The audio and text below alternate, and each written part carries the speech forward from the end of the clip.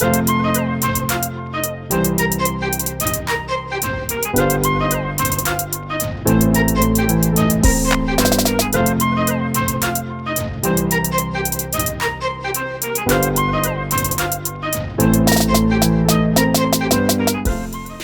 is up guys, JPR Tech here, and today we are talking about an ultra wide adapter that you could screw on the front element of your lens, therefore creating a different field of view. Now in my case, I have the 0.45 times wide angle adapter. Now these things come very cheap. You could get them for like $20, $30, $40 depending where you get it from. They're very inexpensive, no brand adapters.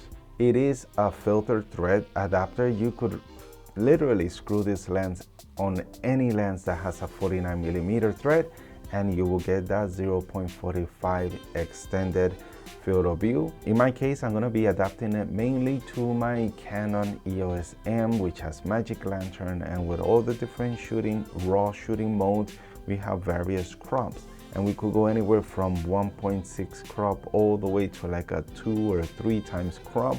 The reason why I ended up purchasing this is because I didn't want to shell out money on a new lens that is wider than the 15mm kit lens.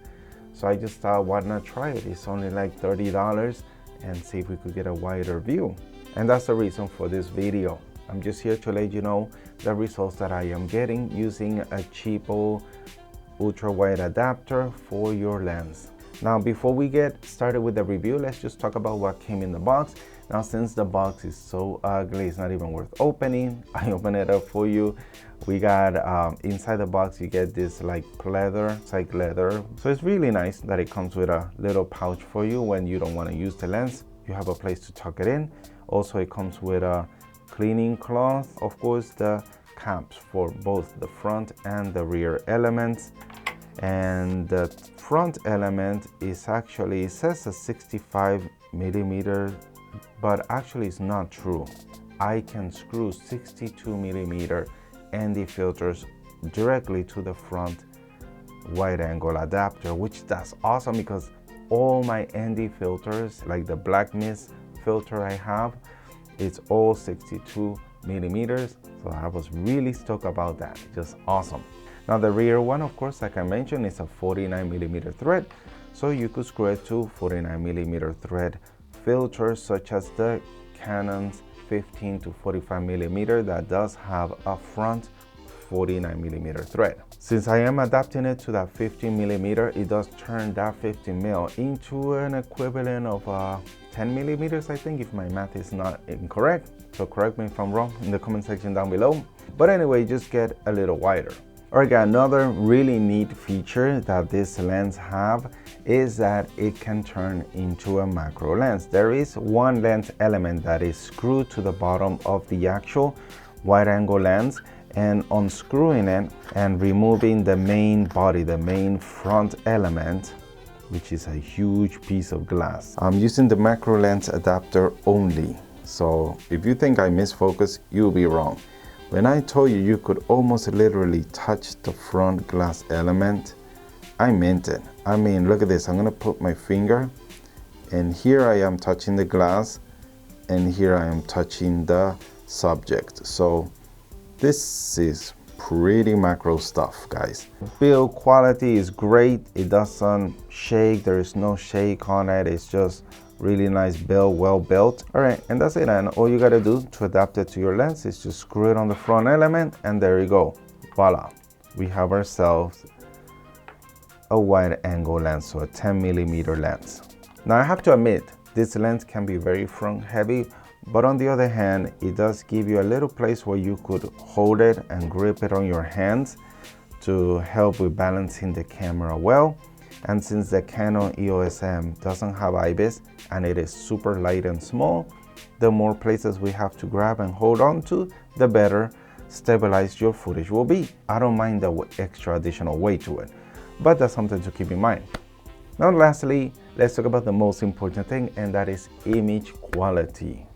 Now image quality, this is a topic that I'm afraid I didn't really focus. I'm a little biased. I didn't focus on the still side. I mainly just shoot video with the Canon EOS M, so I can't tell you so much about the image quality for stills. So if you're looking for an ultra wide angle lens to shoot photos and stills with your Canon EOS M system, I'm sorry, I'm not the guy to talk to you about. But if you're curious about how this specific lens performed, you could stick around, and maybe the same principles apply to stills. And that is the basic overall theme, that edges are distorted, soft, and you actually get some fringing and flare. It's really easy to catch flare, so keep the front elements away from strong light. Now, as far as sharpness, center sharpness, there is a degree. It does reduce the image quality ever so slightly, but when you're shooting raw, you're shooting with vintage lenses, you don't really notice that much of a decrease in image quality. It's actually not that bad. I did shoot my last video of the Sakura. I don't know if you guys seen that video. If you haven't, check it out. It's an amazing spot here in Takamatsu, Ota area. Local place where we have beautiful sakura on a nice creek with some koi fishes, and just an awesome place. So I really wanted to put this wide lens adapter to the test, run it through its paces, as shooting sakura can be very, very challenging on any video or any coder, because it's such a small flower, detailed. It's just hard to capture its beauty with low-res video. Now, with the Canon EOS M, yes, I did see that the edges of the frame were very soft, and that is also user error. And also I had stopped down my aperture, which created the closed down the ring quite a bit, so you could actually see the edges of the adapter. I don't know if you guys noticed that it was very settled on the bottom lower corners of the image. You could actually see the lens, and I'm not talking about the glass, I'm talking about literally the edges of the lens, the black area of the lens. So that's one thing that I did notice. But shooting 16:9 doesn't suffer from that. You could stop down the lens and you won't get those edges in the corners. But what's the fun in that? The whole point of shooting with a raw video camera is to get those cinematic black bars, those anamorphic style shooting, and it just, for that aspect, it works great. If you guys are not looking for the sharpest tool in the box, if you're not looking for the perfect edge to edge ultra wide angle adapter, then this thing is for you. It's only $30. So for now, I don't have to rush out and buy like the 10 to 22 millimeter STM lens. It's wide enough for my shooting needs, and I'm not looking for perfection. If I wanted perfect edge to edge sharpness with a wide lens aspect ratio, I will shoot with the Fujifilm and the 15mm kit lens that I have. That's wide enough for my needs. I also did a comparison with and without the lens adapter, and it does make quite a difference, especially when you're in those tight crop modes such as 2K and 2.5K raw video. It's just definitely worth getting. Of course, you will get those soft edges like I mentioned before, but yeah, it's definitely worth it if you want to get a little bit of a wide angle. So guys, if you found this video helpful, feel free to ask any questions in the comment section down below.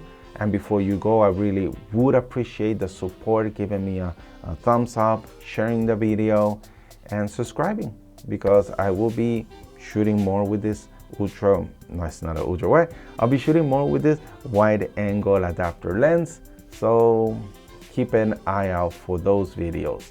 So thank you so much for sticking around, and I'll hopefully see you guys on the next one. Peace.